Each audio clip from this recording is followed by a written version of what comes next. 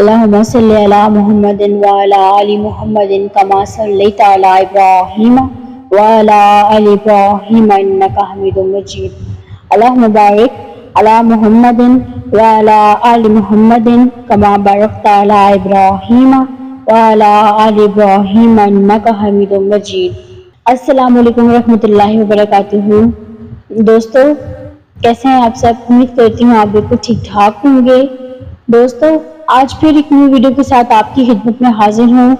آج میں آپ کو استخارہ کے بارے میں بتاؤں گی کہ استخارہ کیا ہوتا ہے، کہ کس طریقے سے آپ نے استخارہ کرنا ہے. تو ویڈیو شروع کرنے سے پہلے آپ سے ریکویسٹ ہے کہ اگر آپ چینل پر نئے ہیں تو چینل کو سبسکرائب کر دیں اور ویڈیو کو شیئر بھی کر دیا کریں تاکہ سب لوگوں تک میری اسلامک ویڈیوز پہنچ سکیں. سب سے پہلے دیکھ لیتے ہیں کہ استخارہ ہوتا کیا ہے. استخارہ کا مطلب ہوتا ہے خیر کی دعا مانگنا.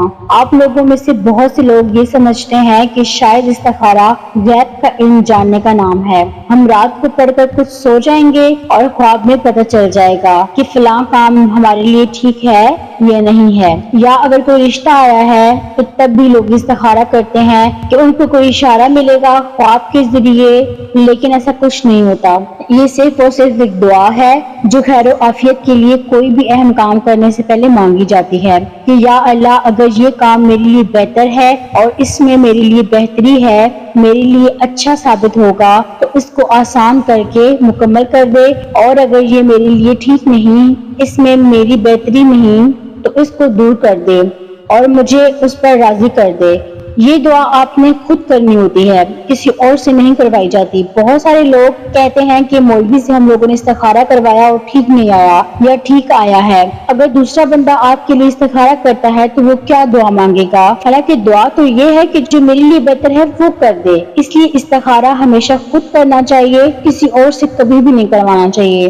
غیب کا علم تو اللہ کے سوا کسی کو نہیں. کل کیا ہونے والا ہے یہ کسی کو نہیں پتا. کوئی شخص بھی جو یہ دعویٰ کرتا ہے کہ استخارہ ٹھیک نہیں آیا اور یہ رشتہ یا کوئی بھی کام آپ کے لیے ٹھیک نہیں ہے تو وہ بالکل غلط کہتا ہے. اس قسم کی باتیں کرنے والا ہمارے دین میں پسندیدہ ہی نہیں ہے. ہمیں کسی نجومی کے پاس جانے سے کیوں منع کیا گیا ہے؟ کسی کو ہاتھ دکھانے سے، چھپی باتیں معلوم کرانے سے اور ذائچے بنوانے سے کیوں منع کیا گیا ہے؟ اسی لیے منع کیا گیا ہے کیونکہ یہ ساری چیزیں انسان کے لیے نقصان دہ ہوتی ہیں. انسان توہمات کا شکار ہو جاتا ہے، انسان کوئی فیصلہ ہی نہیں کر پاتا، انسان کنفیوز ہو جاتا ہے. اس لیے استخارہ غیب کا علم جاننے کا ذریعہ نہیں ہوتا. اب دیکھ لیتے ہیں کہ استخارہ کب کرنا چاہیے. زندگی میں جب بھی انسان کو کوئی اہم کام پیش آئے، کوئی اہم معاملہ سامنے آئے تو اس موقع پر انسان کو 2 نفل پڑھ کر دعا مانگنی چاہیے. وہ دعا آپ کو اسکرین پر نظر آ رہی ہوگی. یہ دعا آپ لوگوں نے مانگنی ہے. اللہم انی استخیرک بعلمک وَأَسْتَقْدِرُكَ بِقُدْرَتِكَ وَأَسْأَلُكَ مِنْ فَضْلِكَ الْعَظِيمِ فَإِنَّكَ تَقْدِرُ وَلَا أَقْدِرُ وَتَعْلَمُ وَلَا أَعْلَمُ وَأَنْتَ عَلَامُ الْغُيُوبِ. اللهم إن كنت تعلم أن هذا الأمر خير لي في ديني ومعاشي وعاقبة أمري فاقدره لي ويسره لي ثم بارك لي فيه. وإن كنت تعلم أن هذا الأمر شر لي في ديني ومعاشي وعاقبة أمري فاصرفه عني واصرفني عنه واقدر لي الخير حيث كان ثم أرضني به. اور اگر آپ نے کرنا ہو تو اس کے لیے استخارہ کر لیا کریں. مثلا شادی زندگی کا اہم فیصلہ ہے. جس کی شادی ہے وہ خود بھی پڑھے اور ماں باپ بھی یہ نفل پڑھ سکتے ہیں. اس دعا کا ترجمہ کیا ہے وہ دیکھ لیتے ہیں. خدایا میں تجھ سے تیرے علم کے واسطے خیر کی طلبگار ہوں. تیری قدرت کے ذریعے تجھ سے تیرے عظیم فضل کا سوال کرتا ہوں، اس لیے کہ تو قدرت والا ہے اور مجھے ذرا قدرت نہیں. تو علم والا ہے، مجھے ذرا علم نہیں. تو غیب کی ساری باتوں کو خوب جانتا ہے.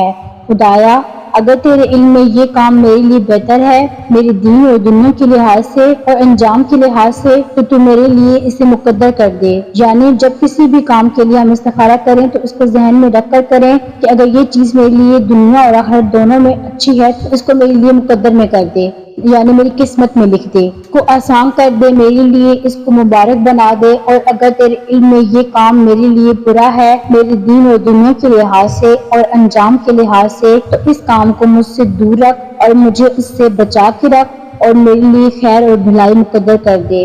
جہاں کہیں بھی ہو پھر مجھے اس پر راضی بھی کر دے۔ حدیث پاک میں ہے، حضرت جابر بن عبداللہ رضی اللہ عنہ سے روایت ہے کہ رسول اللہ صلی اللہ علیہ وآلہ وسلم ہمیں تمام امور میں استخارہ کرنا ایسے سکھایا کرتے تھے جیسے قرآن کی صورتیں سکھایا کرتے تھے۔ فرماتے جب تم میں سے کوئی کسی کام کا ارادہ کرے تو اسے چاہیے کہ 2 رکعت نماز نفل پڑھے پھر یہ والی دعا مانگے۔ اس کا فائدہ یہ ہوتا ہے کہ ایک تو اللہ سے دعا کر لی جاتی ہے کہ اگر بہتر ہے تو مل جائے اور اگر بہتر نہیں ہے تو دور ہو جائے۔ ہم جب اللہ سے دعا مانگ لی تو یقیناً یہ ہمارے لیے بہت اچھا ثابت ہوگا۔